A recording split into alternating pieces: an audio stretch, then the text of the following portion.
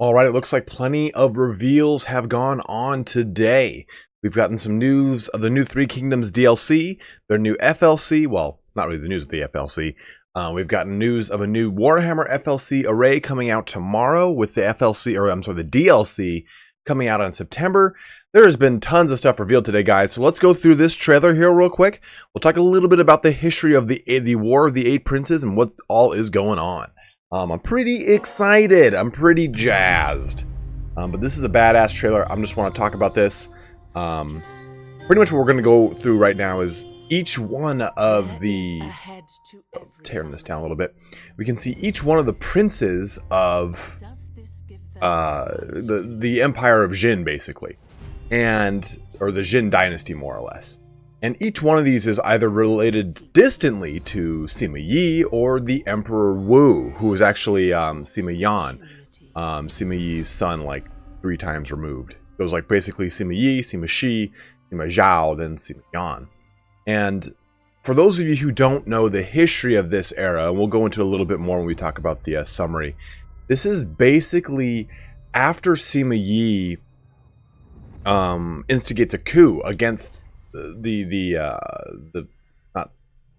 almost said the kingdom of Cao Cao, but the state of Wei, basically.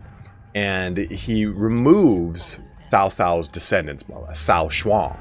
And as a result, his family kind of becomes the ruling power of the state of Wei, all the way up to Sima Zhao and to his son Sima Yan, who declares himself Emperor Wu of Jin in around like 266, something around there.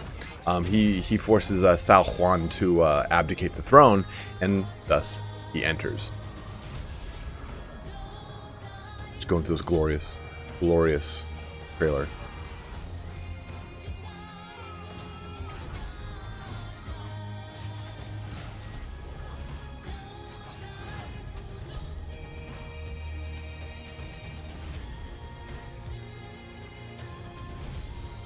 Now, there is an important character coming up here, and I'm sure a lot of you are wondering who the hell it is. They do what must be done.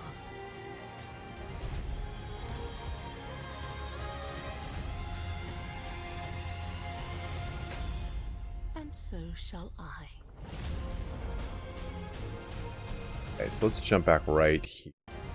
This is all 8 of the princes. I unfortunately don't know who is who. I haven't seen a good picture of any one of the characters to say, oh, this is an approximation of what this character would look like. We do know that 4 of these characters, I'm going to just assume the 4 right here, I'm just going to say that's them for shits and giggles right now, are sons of Emperor Wu.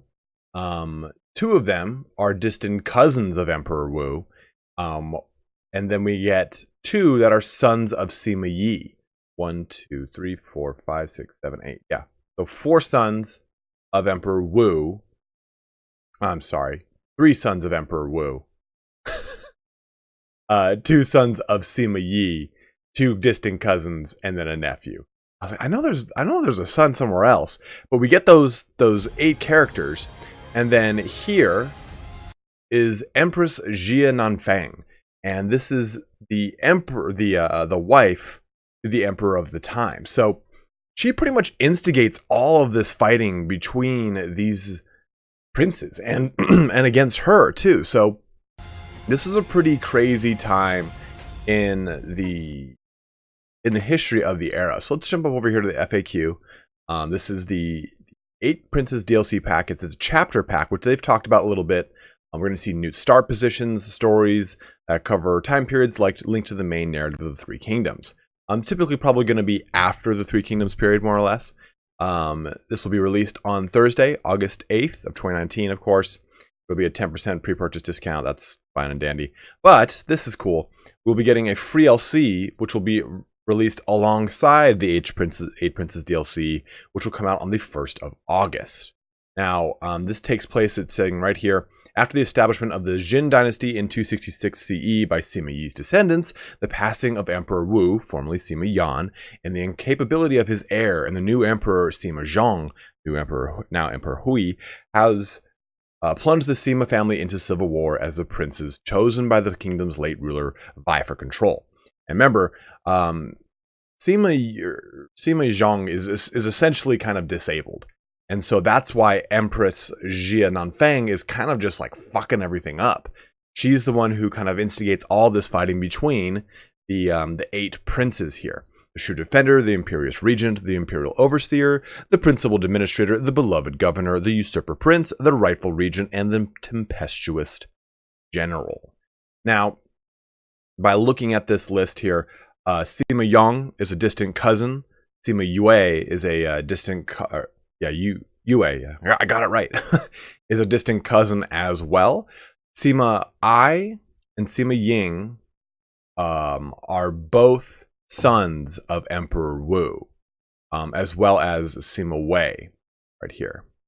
And then Sima Liang and Lun are both sons of Sima Yi.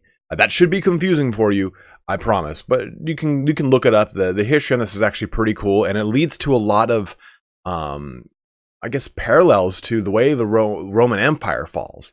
If we take a look over here, we can see an actual War of the Eight Princes map. This is the Jin Empire, and it extends throughout the majority of central China, then over here to portions of Korea, and we can see all the way up in this direction as well. So we're actually going to see a pretty big expansion of the map. Remember, you can't go this far over on the Three Kingdoms map, so maybe we'll see them open up portions of Korea here. I mean, there's ancient Goguryeo, which is a big part of the history of both Korea and China. They go back and forth throughout history.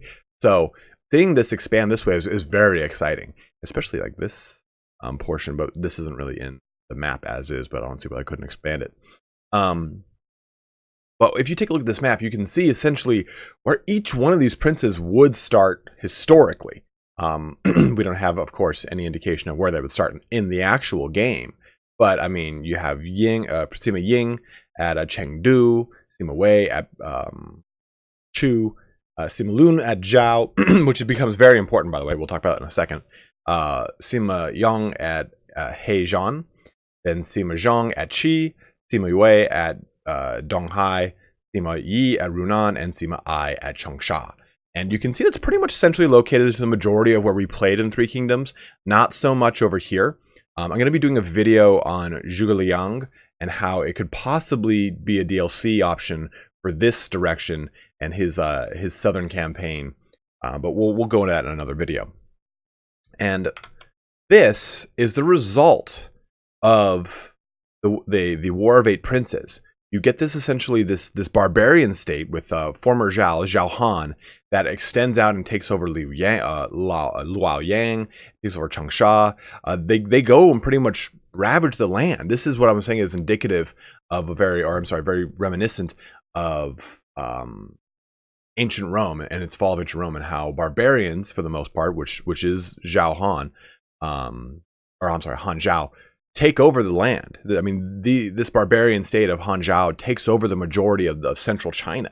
So this DLC could be ramping up for a possible barbarian DLC, in which case we do see a very different structure to the way things are kind of played out and panned out. So overall, I'm really excited to see what this brings to the table here, right? We get a lot of DLC options. They were saying, hey, are there any new units?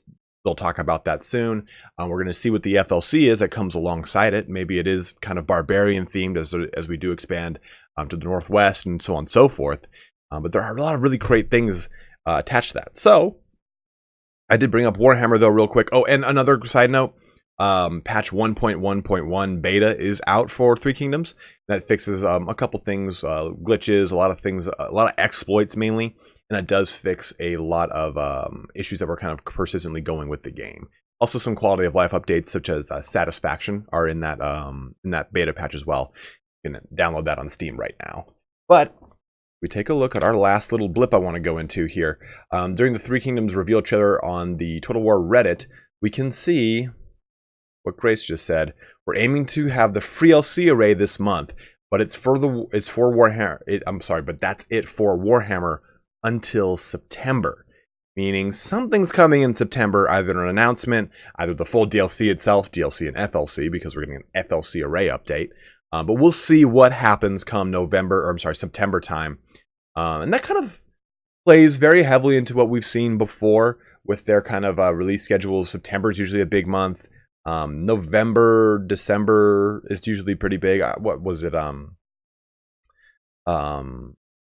Hearts of the Sword Coast. That is not what I'm trying to say. Vampire Coast came out what, the very beginning of November, very end of October. So hopefully we'll see a kind of similar somewhat release schedule, either in conjunction with Three Kingdoms, like saying, okay, they're going to piggyback off one another, one then another, one then another, or we're just going to see it all be Warhammer or all be Three Kingdoms. I guess we'll see as things come, but hopefully tomorrow or in the next week or so, we should have an update to the free LC, and I will cover that in a video as always, guys. But exciting news, we got a Warhammer update in September, whatever it may be. We've got a Three Kingdoms DLC, we got a Three Kingdoms FLC, and a really exciting period of the post Three Kingdoms era. It's like becomes like the 16 kingdoms or something like that in the future. I gotta brush up on my history. I'm just shit right now. But as always, guys, I'm super excited to talk more about this. If you want to share any of your thoughts on what the FLC might be, what the DLC or FLC might be for Warhammer, please, by all means, build it in the comment section. Let's talk it out. Let's have some fun. But as always, guys, thanks so much for watching here today. Have a good one and take care.